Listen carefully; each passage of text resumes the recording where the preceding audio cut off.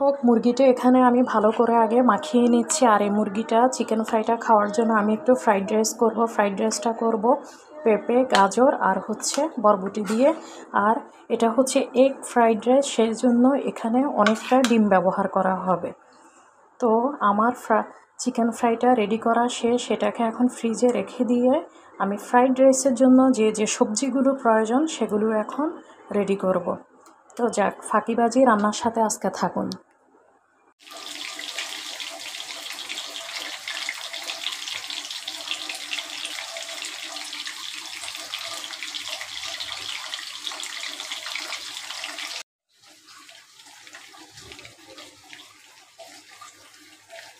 আমি চুলাটাকে আস্তে কমিয়ে রেখেছি যাতে মাংসের ভিতরটা কাঁচা না থাকে। চিকেন ফ্রাইটাকে আস্তে আস্তে করে ভেজে নিচ্ছি।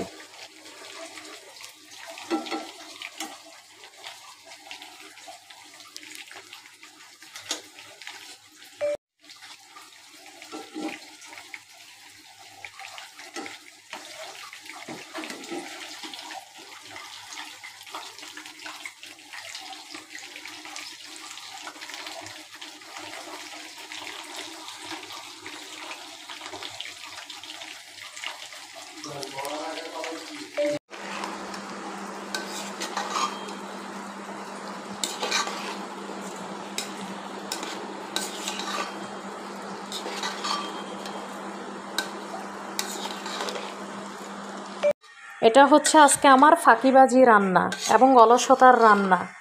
বাসার সবাইকে ফাঁকি দিয়ে এ রান্নাটা আজকে করলাম। এই যে ঝরঝরে আমার এগ ফ্রাইড রাইস,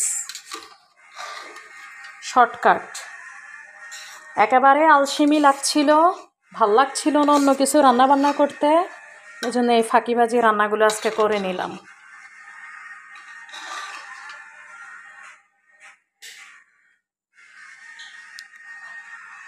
আজকে আমি মাছের আঁশ পরিষ্কার করতে একটা টেকনিক আপনাদেরকে দেখিয়ে দিব। প্লিজ আপনারা কিন্তু আমাকে বকা দিবেন না যে মহিলা কি পাগল হয়ে গিয়েছে, এভাবে মাছের আঁশ পরিষ্কার করছে। না, আমি মোটেও পাগল হইনি।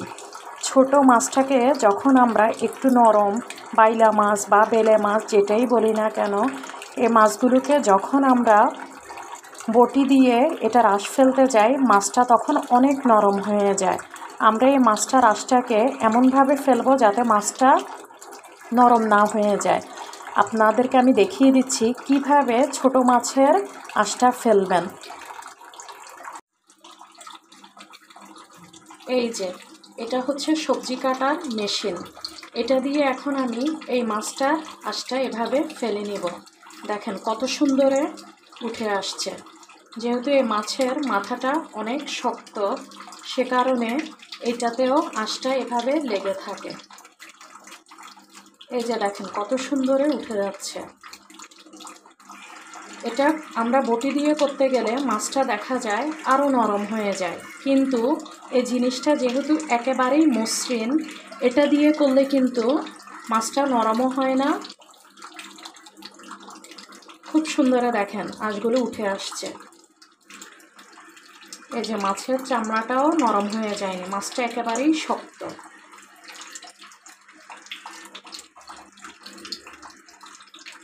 মাছটাকে আমি ভেজে কিভাবে আলু কুচি দিয়ে চচ্চড়ি করব সেটাও কিন্তু আমি ভিডিওতে শেয়ার করে দিব। আর এই ভিডিওটা এখন মাছ কাটার যে ভিডিওটা করেছি সেটা আমি শর্টসে দিয়ে দিব, প্লিজ আপনারা সবাই দেখবেন। এরপর মাছটাকে আমি কিভাবে আলু দিয়ে প্রথমে মাছটাকে ভাজবো, তারপর আলু দিয়ে কিভাবে এটাকে আমি চচ্চড়ি করব সেটাও প্লিজ দেখে নেবেন। এটা গরম হয়ে গিয়েছে, এটার মধ্যে দিয়ে দিয়েছি লবণ, এখন দিয়ে দিব হলুদ।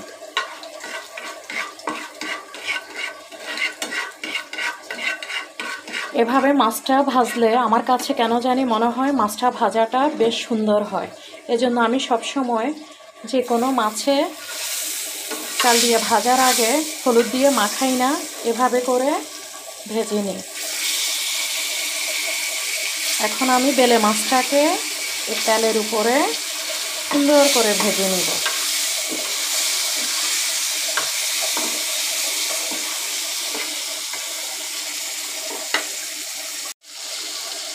এই যে আমি মাছটাকে এখন এভাবে ভেজে নিচ্ছি। আসলে আমরা কাজকে কঠিন মনে করলেই কঠিন, কিন্তু নিজেদের মতো করে যদি একটু সহজ করে নিজেদের আয়ত্তের মধ্যে যে কোনো কাজকে রাখি না, দেখবেন কাজটা একেবারেই সহজ।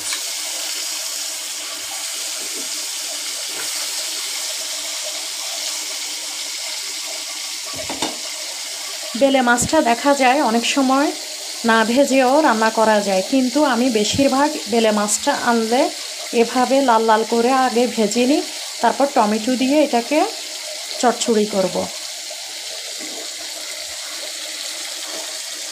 কত সুন্দর তেলটা ভালো করে গরম হওয়ার কারণে মাছগুলো অনেক সুন্দরে উল্টে আসছে।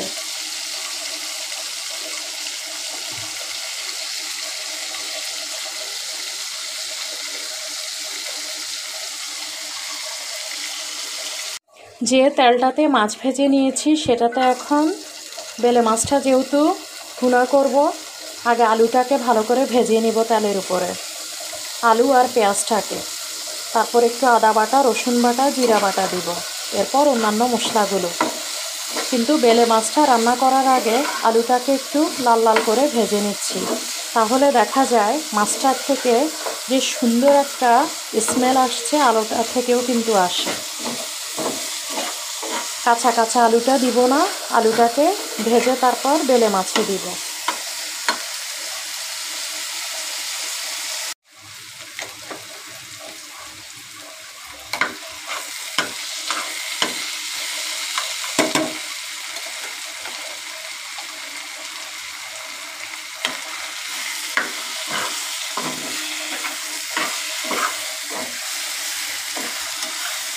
যে বেলে মাছটা ভেজে রেখেছি, মাছটা এখন দিয়ে দিব।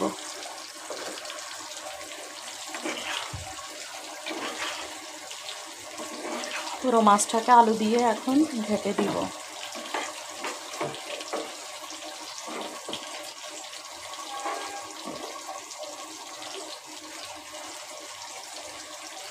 মাছটা যখনই আলু দিয়ে চচ্চড়ি করবেন, অবশ্যই বেশি করে ধনেপাতা, কাঁচামরিচ দেওয়ার চেষ্টা করবেন। ধনেপাতাটা দিয়ে তারপর শুকনো শুকনো ঝোলটা শুকিয়ে আসলে আমি মাছটা নামিয়ে ফেলবো। এই মাছটা আসলে অনেকে খেতে চায় না, কিন্তু এই মাছটাকে যখন ভাজা দিয়ে আলু দিয়ে এভাবে চচ্চড়ি করা হয় বা বেশি পেঁয়াজ দিয়ে ভুনা করা হয়, মাছটা খেতে খুবই দারুণ লাগে।